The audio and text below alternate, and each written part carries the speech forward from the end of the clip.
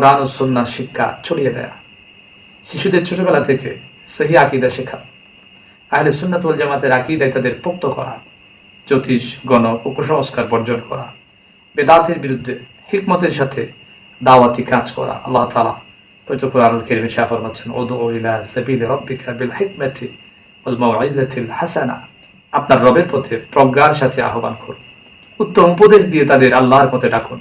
সূরা আন-নাহল 125 নম্বর আয়াত। সফর মাস ভয় নয়, সচেতনতা এবং আমালের মাস। সফর মাসকে ভয়ের মাস বানানো ইসলামের শিক্ষা নয়। সফর মাস উপলক্ষে তরুণদের জন্য ইমানি বার্তা, ইমানি মেসেজ।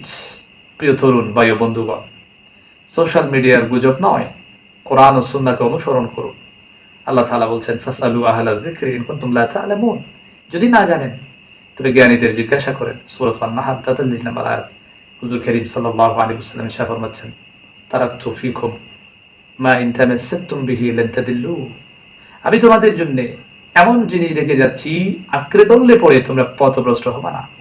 আল্লাহু আকবার। অর্থাৎ কোরআন এবং সুন্নাহ আঁকড়ে ধরার নির্দেশ বিভিন্ন সহিহ বর্ণনায় সুপ্রতিষ্ঠিত। সংস্কার মুক্ত সমাজ গঠন আমাদের করণীয় কি? কোরআন ও সুন্নাহ শিক্ষা ছড়িয়ে দেয়া, শিশুদের ছোটবেলা থেকে সহি আকীদা শেখা, আহলে সুন্নাত ওয়াল জামাতের আকীদায় তাদের পোক্ত করা, জ্যোতিষ, গণক ও কুসংস্কার বর্জন করা, বেদাতের বিরুদ্ধে হিকমতের সাথে দাওয়াতি কাজ করা। আল্লাহ তাআলা পবিত্র কোরআনুল কারীমে ইরশাদ ফরমাচ্ছেন, উদউ ইলা সাবিলি রাব্বিকা বিল হিকমাতি ওয়াল মাউইযাতিল হাসানা, আপনার রবের পথে প্রজ্ঞার সাথে আহ্বান করুন, উত্তম উপদেশ দিয়ে তাদের আল্লাহর পথে ডাকুন। সূরা আন-নাহল 125 নম্বর আয়াত। সফর মাস ভয় নয়, সচেতনতা এবং আমালের মাস। সফর মাসকে ভয়ের মাস বানানো ইসলামের শিক্ষা নয়। এই মাসে বেশি বেশি করুন 5 ওয়াক্ত সালাহ বা জামাত আদায়, কোরআনুল কারীমের তিলাওয়াত, দোয়া, ইস্তিগফার, দান, সাদাকা, আত্মশুদ্ধি। আল্লাহ তাআলা বলছেন, ফাফিরু ইলাল্লাহ, সূরা যারিয়াতের 50 নম্বর আয়াত। তবে আল্লাহ তাআলার দিকে ধাবিত হও। সফর মাস কোনো অমঙ্গলের মাস নয়, এটি আল্লাহ তাআলার সৃষ্টি করা বরকতমণ্ডিত সময়ের একটি অংশ। কুসংস্কার নয়, তাওহীদ, ভয় নয়, তাওয়াক্কুল, বেদাত নয়, সুন্নাহ। এটা একজন মুমিনের পরিচয়। আল্লাহ সুবহানাহু ওয়া তাআলার ফয়সালায় বিশ্বাস, শুভ অশুভের প্রকৃত ধারণা। ইসলামে কোনো দিন, মাস কিংবা সংখ্যা নিজে নিজে শুভ অশুভ হতে পারে না।